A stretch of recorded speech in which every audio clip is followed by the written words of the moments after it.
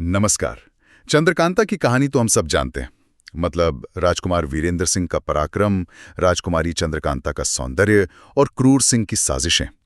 ये कहानी कहीं ना कहीं हमारी यादों का हिस्सा है। लेकिन आज हम इसकी जानी पहचानी परतों के नीचे झांकेंगे और एक सवाल का जवाब तलाशेंगे। इस महागाथा का असली नायक कौन था? क्या वो राजकुमार था जिसके लिए जंग लड़ी गई, या वो अय्यार थे जिन्होंने असल में ये जंग लड़ी और जीती? चलिए आज इसी गुत्थी को सुलझाते हैं। ये एक बहुत दिलचस्प सवाल है, क्योंकि चंद्रकांता की दुनिया में जो सामने दिखता है ना, असली खेल तो उसके पीछे चल रहा होता है। ये सिर्फ एक प्रेम कहानी नहीं है, बल्कि सत्ता, रणनीति और धोखे का एक ऐसा जाल है जिसे समझने के लिए हमें किरदारों से ज्यादा उनके इरादों को देखना होगा। देवकीनंदन खत्री जी ने एक ऐसा संसार रचा था जो उस समय के लिए मतलब बिल्कुल नया था। और ये बात भी कमाल की है कि ये उपन्यास उस दौर में आया जब हिंदी साहित्य में ज्यादातर या तो कविता थी या फिर धार्मिक ग्रंथों का बोलबाला था। ऐसे में एक तिलिस्मी और जासूसी नॉवेल लिखना जो मनोरंजन से भरपूर हो, वो अपने आप में एक क्रांति थी। हाँ, और इसी बात में तो खत्री जी की खूबी छिपी है। उन्होंने सिर्फ एक कहानी नहीं लिखी, उन्होंने हिंदी गद्य के लिए एक बहुत बड़ा पाठक वर्ग तैयार किया। कहते हैं कि उस जमाने में हजारों लोगों ने सिर्फ चंद्रकांता पढ़ने के लिए देवनागरी सीखी थी। आप सोच सकती हैं किसी किताब का ऐसा जादू? आज के दौर में शायद किसी नेटफ्लिक्स सीरीज के लिए भी ऐसा क्रेज ना हो। सही बात है। उन्होंने साबित किया कि भाषा सिर्फ ज्ञान के लिए नहीं, मनोरंजन के लिए भी हो सकती है। तो कहानी की शुरुआत होती है एक आदर्श स्थिति से। दो मित्र राज्य, नौगढ़ और विजयगढ़। नौगढ़ के राजकुमार वीरेंद्र सिंह और विजयगढ़ की राजकुमारी चंद्रकांता दोनों एक दूसरे से प्यार करते हैं और शादी भी तय है। सब कुछ परफेक्ट लगता है। लेकिन क्या ये आदर्श स्थिति ही कहानी की सबसे बड़ी कमजोरी थी? एक तरह से हाँ, क्योंकि एक मजबूत कहानी को एक मजबूत टक्कर की जरूरत होती है।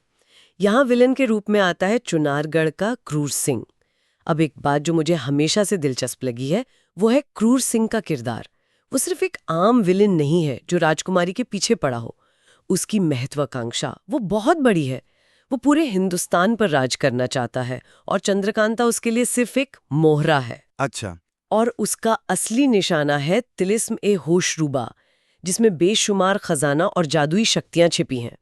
तो चंद्रकांता का अपहरण सिर्फ प्यार में खलल डालना नहीं, बल्कि एक बहुत बड़ी राजनीतिक चाल है। बिल्कुल। वो एक तीर से कई शिकार करना चाहता है। चंद्रकांता को अगवा करके वो विजयगढ़ को कमजोर करेगा, नौगढ़ के राजकुमार को एक अंतहीन खोज में उलझा देगा और इस बीच खुद तिलिस्म तोड़ने की कोशिश करेगा। ये शुद्ध रणनीति है और यहीं से कहानी का सारा दारोमदार राजकुमार के हाथों से निकलकर उन किरदारों पर आ जाता है जो इस दुनिया को सबसे अलग बनाते हैं। यानी अय्यार। हाँ, अय्यार। तो कहानी में एंट्री होती है अय्यारों की। अब अय्यार सिर्फ जासूस नहीं होते थे। सोचिए, ये उस जमाने के जेम्स बॉन्ड थे। भेस बदलने में माहिर, हर तरह के हथियार चलाने में उस्ताद और अपनी जान पर खेलकर अपने मालिक के लिए काम करने वाले। उनकी वफादारी ही उनकी पहचान थी। और ये सिर्फ जासूस नहीं थे, ये रणनीतिकार भी थे। असल में ये एक समानांतर सत्ता संरचना की तरह काम करते थे।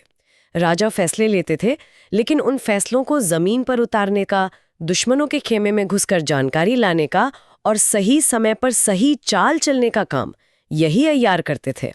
वीरेंद्र सिंह के पास तेज सिंह जैसे दिमागदार अय्यार थे, तो क्रूर सिंह के पास पंडित बद्रीनाथ और जगन्नाथ जैसे चालाक लोग थे। तो ये लड़ाई सिर्फ राजकुमारों की नहीं, बल्कि उनके अय्यारों की भी थी। और यहीं पर तिलिस्म का कॉन्सेप्ट भी कहानी में जान डाल देता है। हमें बताया गया है कि ये जादुई महल हैं, भूल भुलैया हैं, लेकिन क्या ये सिर्फ जादू है? नहीं, ये उससे कई ज्यादा है। तिलिस्म को आप उस जमाने का एक बेहद एडवांस्ड सिक्योरिटी सिस्टम समझ सकते हैं। ये सिर्फ जादुई महल नहीं थे, बल्कि ये उस दौर की राजनीति का एक रूपक थे। जैसे असली दुनिया में किसी लक्ष्य तक पहुंचने के लिए आपको साजिशों और रहस्यों की कई परतें खोलनी पड़ती हैं, वैसे ही तिलिस्म तोड़ने के लिए बुद्धि, साहस और सही जानकारी तीनों की जरूरत थी। खत्री जी ने असल में राजनीति के दांव पेंच को फैंटेसी का रूप दे दिया था। तो क्रूर सिंह वही करता है जो एक विलेन को करना चाहिए। वो भरी सभा से चंद्रकांता का हरण कर लेता है। पूरे राज्य में हाहाकार मच जाता है। वीरेंद्र सिंह कसम खाता है कि वो चंद्रकांता को वापस लाएगा। लेकिन ये लड़ाई सिर्फ तलवार से नहीं जीती जा सकती थी। इसे जीतने के लिए जरूरत थी दिमाग की, धोखे की। और यहीं से कहानी एक सीधी साधी प्रेम कहानी से बदलकर दिमागी शतरंज के खेल में तब्दील हो जाती है।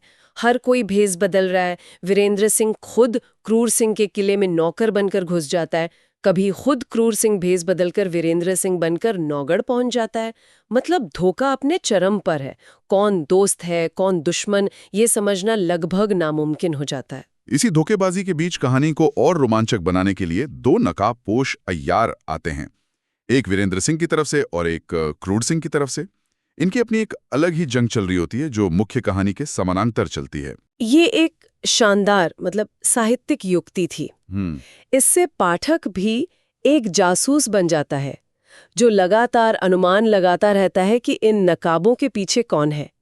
यह रहस्य कहानी में एक अलग परत जोड़ता है और इस थीम को मजबूत करता है कि इस दुनिया में कुछ भी वैसा नहीं है जैसा दिखता है। वफादारी और धोखा दोनों एक नकाब के पीछे छिपे हो सकते हैं। बाद में जब पता चलता है कि अच्छे वाले नकाबपोश अय्यार असल में वीरेंद्र के ही साथी तेज सिंह और रामनारायण थे, तो ये बात और पुख्ता हो जाती है कि जीत के लिए नायकों को भी छिपकर काम करना पड़ता है। तो बहुत सारी लड़ाइयों, धोखेबाजी और तिलिस्म तोड़ने की कोशिशों के बाद आखिरकार वीरेंद्र सिंह और उसके अय्यार तिलिस्मी होशरुबा की पहेलियों को सुलझाने में कामयाब हो जाते हैं। एक एक करके सारे दरवाजे खुलते हैं और खजाने सामने आते हैं। यहाँ भी देखने वाली बात यह है कि तिलिस्म को तोड़ने के लिए सिर्फ वीरेंद्र सिंह की बहादुरी काम नहीं आती। उसे आईना-ए-तिलिस्मी नाम की किताब की जरूरत पड़ती है और उस किताब को समझने और इस्तेमाल करने के लिए उसके अय्यारों के दिमाग की। ये एक टीम एफर्ट है, किसी एक हीरो का शो नहीं। और क्रूर सिंह का अंत भी बड़े नाटकीय ढंग से होता है। उसे एक तिलिस्मी तलवार से मारा जाता है और उसके सारे मंसूबे धरे के धरे रह जाते हैं। चंद्रकांता को छुड़ा लिया जाता है और कहानी का अंत बड़ा शानदार होता है। एक भव्य समापन। वीरेंद्र सिंह और चंद्रकांता की धूमधाम से शादी होती है। सभी वफादार अय्यारों को इनाम और सम्मान मिलता है। वो राज्य के स्तंभ बन जाते हैं और तिलिस्म का सारा खजाना दोनों राज्यों को और शक्तिशाली बना देता है। कहानी उस मशहूर पंक्ति पर खत्म होती है, जो वीरेंद्र सिंह और चंद्रकांता के प्रेम को देखना चाहते हैं वो आइए नौगढ़। लेकिन कहानियां खत्म नहीं होती, जो इस उपन्यास को और भी खास बनाता है। ये तो बस शुरुआत थी। सही कहा। इसके बाद खत्री जी ने चंद्रकांता संतति के 24 भाग लिखे। वाह। जिसमें वीरेंद्र सिंह और चंद्रकांता के बच्चों की और भी ज्यादा रोमांचक कहानियां हैं। हाँ। फिर भूतनाथ और उसके सीक्वल आए। उन्होंने एक पूरा यूनिवर्स तैयार किया जो उस समय के लिए बिल्कुल नई बात थी। आज हम मार्वल सिनेमैटिक यूनिवर्स की बात करते हैं। खत्री जी ने 100 साल पहले हिंदी साहित्य में एक लिटरेरी यूनिवर्स बना दिया था। और इस विरासत को 90 के दशक में दूरदर्शन के सीरियल ने एक नई जिंदगी दी। उस सीरियल ने एक पूरी पीढ़ी को चंद्रकांता, वीरेंद्र सिंह और क्रूर सिंह के किरदारों से मिलवाया। नौगढ़, विजयगढ़ की वो धुन आज भी कई लोगों को याद होगी। ये कहानी समय के साथ खुद को बदलती और जिंदा रखती आई है। ये इसकी सबसे बड़ी ताकत है। ये कहानी अपनी जड़ों में इतनी मजबूत है कि हर पीढ़ी इससे जुड़ पाती है। इसमें प्यार है, रोमांच है, रहस्य है और सबसे बढ़कर बुद्धि और वफादारी की जीत का संदेश है।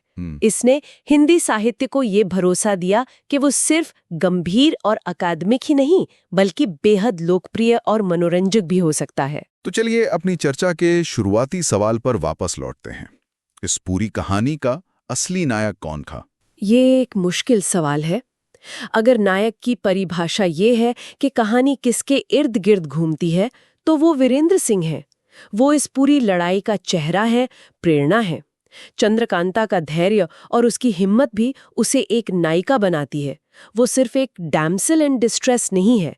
लेकिन अगर नायक वो है जो असल में कहानी को आगे बढ़ाता है, जो मुश्किलों का हल निकालता है और जिसके बिना जीत नामुमकिन थी, तो फिर असली नायक अय्यार हैं। तेज सिंह और उनकी टीम के बिना वीरेंद्र सिंह शायद चुनारगढ़ के किले के बाहर ही भटकते रह जाते। तो शायद हीरो कोई एक व्यक्ति नहीं बल्कि अय्यारी का कॉन्सेप्ट ही है। मतलब बुद्धि, रणनीति और अटूट वफादारी का वो जज्बा जो किसी भी तिलिस्म को तोड़ सकता है। मैं इस बात से पूरी तरह सहमत हूँ। असली हीरो वो दिमागी ताकत है जो तलवार की ताकत पर भारी पड़ती है। खत्री जी शायद यही दिखा रहे थे कि बड़ी बड़ी जंगें मैदान में नहीं बल्कि दिमाग में जीती जाती हैं। इससे एक और गहरा सवाल उठता है जिस पर सोचा जा सकता है। अगर असली ताकत और रणनीति अय्यारों के हाथ में थी, तो उस दुनिया में राजा और राजकुमार की सत्ता का असल मतलब क्या था? क्या वे सिर्फ नाम के शासक थे, जबकि असली खेल हमेशा पर्दे के पीछे इन माहिर जासूसों द्वारा खेला जा रहा था?